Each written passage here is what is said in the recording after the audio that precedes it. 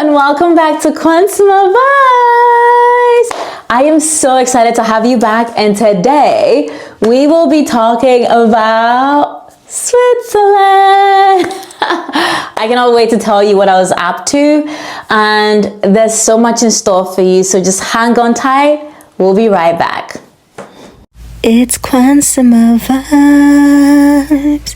It's Quansima Vibes. It's Quansima Vibes. It's Quansima Vibes. It's Quansima Vibes.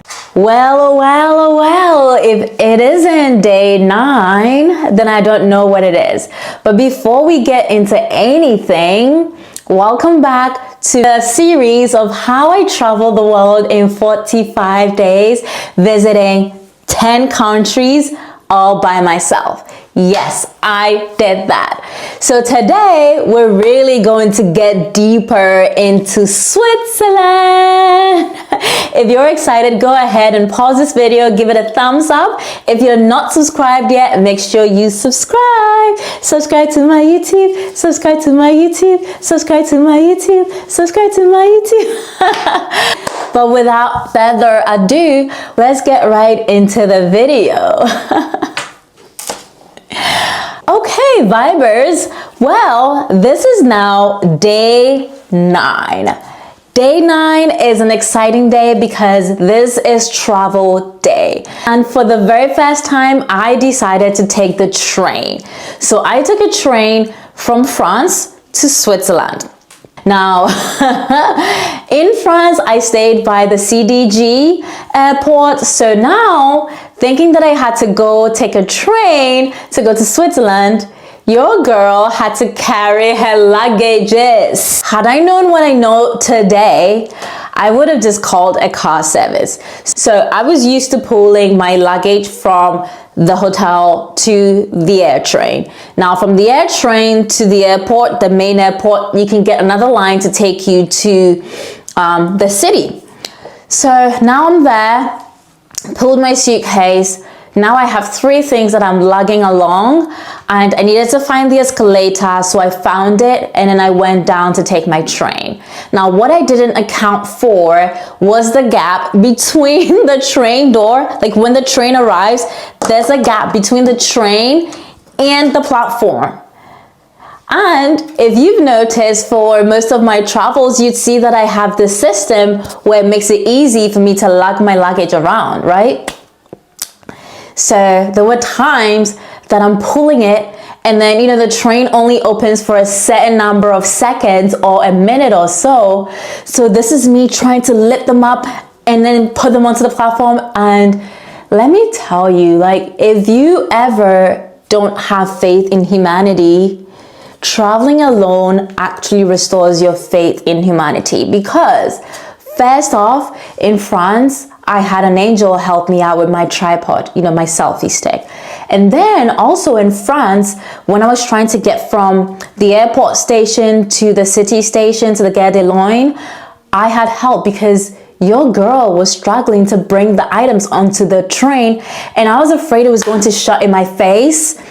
And there were all these men, women alike, just supporting me and helping me. And I felt so terrible because I felt like, had I known that it was going to be this tedious, I would have just called a car service or a taxi to take me to the train station.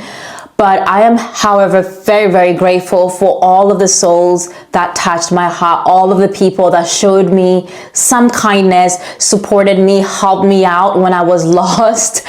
I truly appreciate you. I don't know your name. I might never meet you again, but I am grateful. So now I fast forward and I get to the station. That station is huge, okay? Huge is an understatement. When I get to that station, I got off a different platform. I'm trying to figure out, where is this train that's going to take me to Switzerland? I got lost. So then I keep asking for directions, and I'm pointed to different places, and I'm reading the signs. Then I finally meet this guy, and he's like, follow me, I'm gonna show you. And as I followed him, we're going through these back ends and back elevators and things like that. So the funny thing is, as I was following him, I would literally look into cameras for long periods of time. And I'm like, if anything were to happen, at least they would find me through these cameras, because those back ends were so scary. And it was just me and him. I didn't know the man from anywhere. I simply asked for directions, and then he literally took me to where to find my train. So that was so generous of him. I thanked him, and I went to find my platform for the Switzerland train. Now, once I got there thinking, oh, the trains over there were the ones that I was supposed to take. No. Then someone told me, no, you gotta go even farther. So then I had to go through these different places, these long halls, just to get to the Switzerland platform. And boy, oh boy, how tedious that was. So imagine me, just me, pulling 3 luggages, wearing a huge backpack, and then trying to find the train. Now, when the train finally arrived, which, it came right on time, it was literally parked there. I got on, and again, the same gap situation. You guys need to put some lever or some, what do people with wheelchairs do? I want to ask. I will say though, maybe it is not handicap friendly, and maybe they need to do something about it. I don't know. If they have it, cool. But when I was there, it was a struggle bus, basically. So now I had all these suitcases, pulled them over. There was these gaps, and then I overcame that. I overcame the challenge. That hurdle was done. Got on the train, arranged my things. So I was meant to go to the Geneva airport to go pick up a car rental, because for Switzerland, my plan was to drive. I just felt that it would be easy, and since Switzerland is so vast and wide, I just felt that it would make perfect sense for me to drive while I was in Switzerland. So on the train, I started looking at other car rentals, because I was going to another train station. I was going to be dropped off there. Had I gone to the airport, then I'd have to get in a cab, then go to the airport. And then also my plan was to go to another country from Switzerland by train. So that would mean I'd have to go back to the airport, drop the car off, come back to the station, the same station again, before I go to the next country. So what did your girl do? I found a car rental, Hertz. This is not sponsored, Hertz, and I booked Hertz from the train going to Switzerland, and that's what I did. So I ended up booking a last minute transportation, which is the car rental, to be able to be more comfortable, so then I don't have to make multiple trips with all of my luggages coming along with me. So that was the first deviation of my travel, where I didn't go according to plan, and that was okay for me. And let me tell you, finding Hertz, even in that train station, was another struggle, because thing is, I also had my luggages, and they have these very thin escalators, and because they only had elevators at certain access points, I had to walk so far and then walk so far back. So that was another experience on its own. And let me tell you, renting in Switzerland. So mind you, I booked the rental while on the train on my way to Switzerland. So when I got there, they had to first find me, because I had literally just done the booking a few hours prior. Now they found me, and you guys, you need to be aware of this if you're going to be renting a car in Europe. Well, this only happened with Hertz. They did require a large deposit. So they required, I think, somewhere in the neighborhood of $3,000 as a hold, just in case of any incidentals. And that also meant that I had to call my bank back in the US, tell them that it's me, it's nobody else, no one has stolen my card. So I called them, and I made sure that everything was fine. After everything was taken care of, I got into my car finally, found my hotel, checked in, made sure everything was fine. And then I decided that I was hungry, I needed to eat something. Then I found this Chinese restaurant. I really truly don't recall the name. I've looked everywhere, searched high and low through my phone. I do not have the name of the restaurant, so I can't tell you. And the reason I smile, because I found one dish that I liked, so I went to this restaurant multiple times during my stay in Switzerland. So I wish I could tell you, but I can't tell you, but it's okay. You know, it is what it is.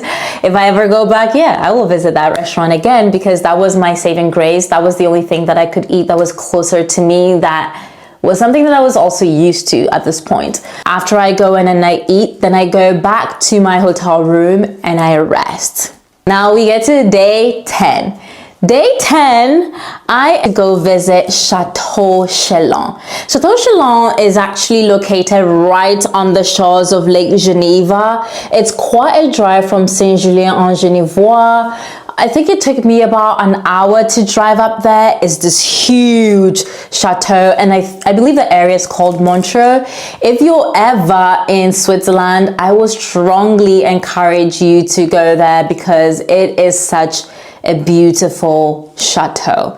And honestly, after coming back from that chateau, I do have dreams of owning a chateau in my life. So subscribe to my YouTube, subscribe to my YouTube. When I do make it and I can finally buy a chateau, I will invite all of my day ones. Maybe the first 50 subscribers will get to spend some time in my chateau. So let's make this happen.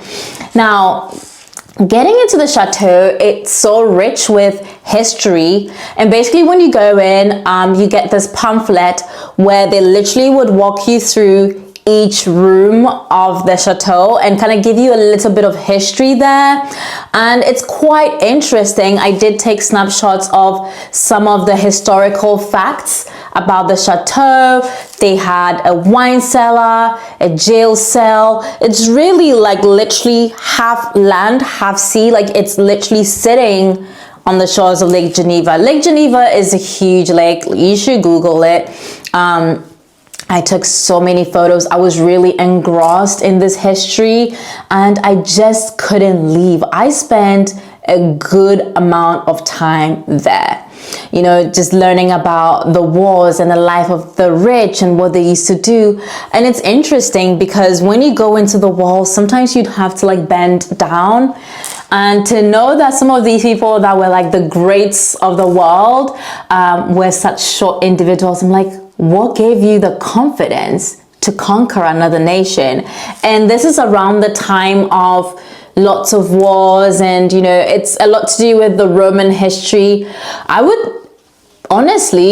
would say go pursue this. I'm gonna do my best to maybe add clips of me in these different parts where you can listen to some of my thoughts as I went through the chateau. But this was definitely the highlight, one of the highlights of my trip in Switzerland. So if this is something that you're interested in, just learning about history and how people lived, this will be a great opportunity for you to check out this chateau. I really enjoyed it. Now, after the chateau, I did go and I ate the same food that I talked about at the same restaurant, and I went back to my hotel room and I relaxed. The next day, day 11.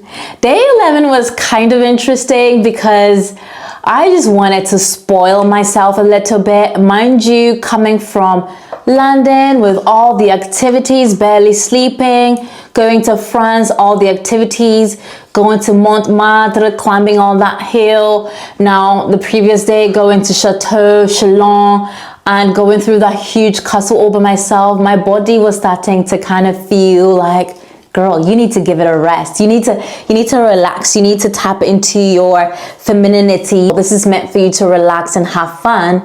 So I listened to my inner voice, and your girl went to this resort called the Jiva Hill Resort and Spa.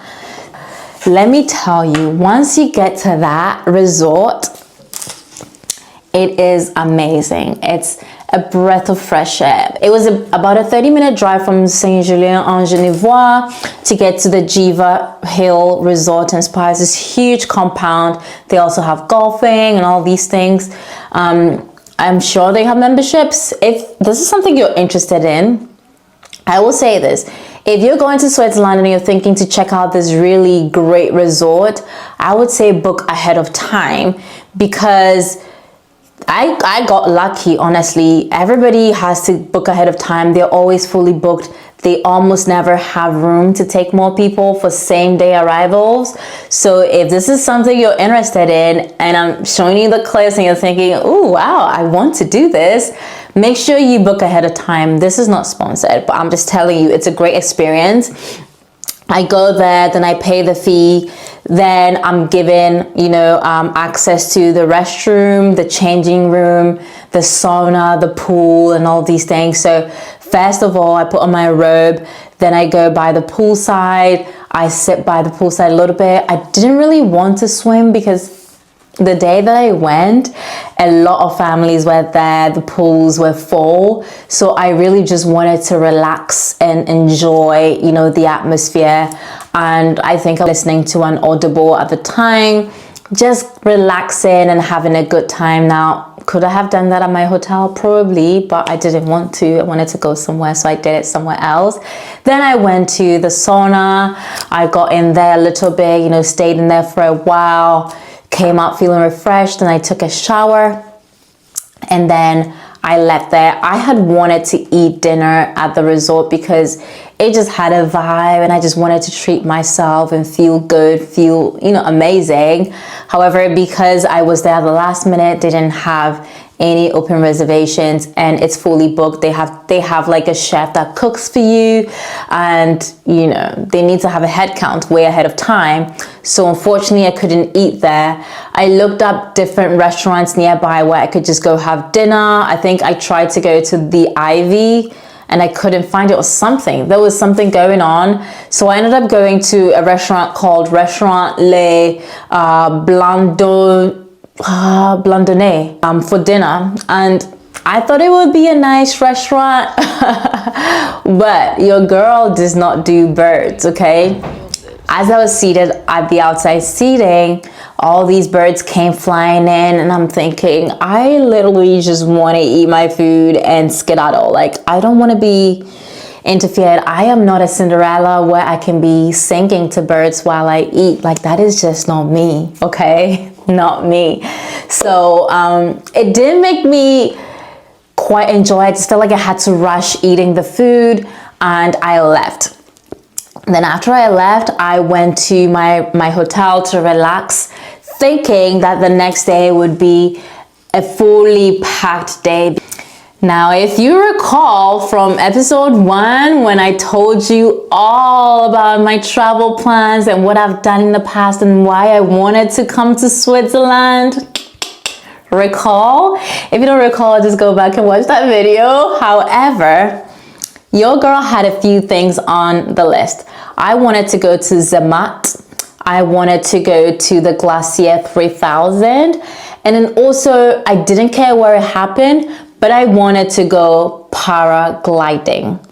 That was an exhilarating experience, and I wanted to repeat that. So 3 things I wanted to do. I had looked it up. I knew how long it would take for me to get there. I knew that I wanted to wake up super early to go.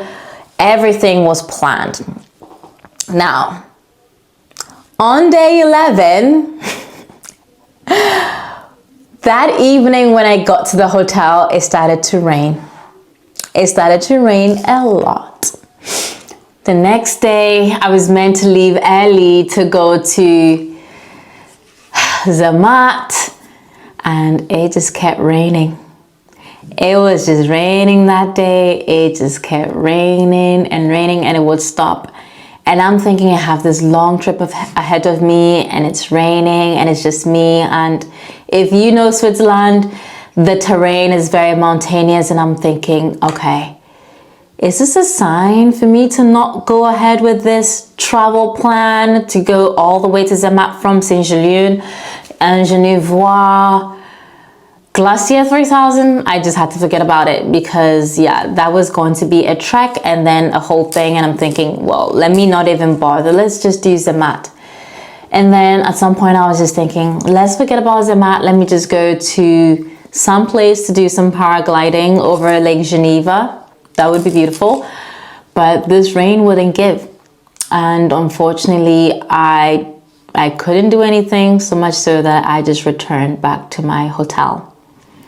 So day 12 was a disappointment to say the least. However, your girl doesn't waste anything. I immediately pivoted to plan B, and plan B was just staying in and catching up on my Korean series. So your girl just ended up staying in to Netflix and chill. That evening, I decided to go back to that restaurant that I cannot name to enjoy another dish of fried rice. Then I went back to my hotel room to relax. Day 13, travel day. This is when I had to leave Switzerland. No choice but to leave. So I pack up my bags, make sure I have everything, get into my rental car, go to the train station. I believe it was the Gare de Konavin? I don't know, don't quote me on it. So I went to the train station, dropped off the car, called them to inspect the car to make sure I get my $3,000 holdback. I made sure to confirm that there were no scratches, nothing. I mean, I knew that there were no scratches, but I needed somebody else's pair of eyes to inspect that vehicle because there's no way I am leaving that country without making sure that I don't have to pay anything, because I know that I couldn't even go to Zermatt, okay? So I returned the vehicle and then I go take a train to Milan. I am going to end it here. However, we will pick up from here for the next video when I tell you all about Milan, because day 13, half of it occurred in Switzerland and the other half occurred in Milan. Well, that brings us to the end of my stay in Switzerland. I had an amazing time. It was a great opportunity for me, and I really got to be with myself, hang out with myself, and like I said, the highlight of my trip was visiting the Chateau Chalon. Now, if you've enjoyed this video, make sure you like, comment down below. This community, I keep saying, is so small, so you have my full attention. I literally respond to comments like that. Don't wait till I blow.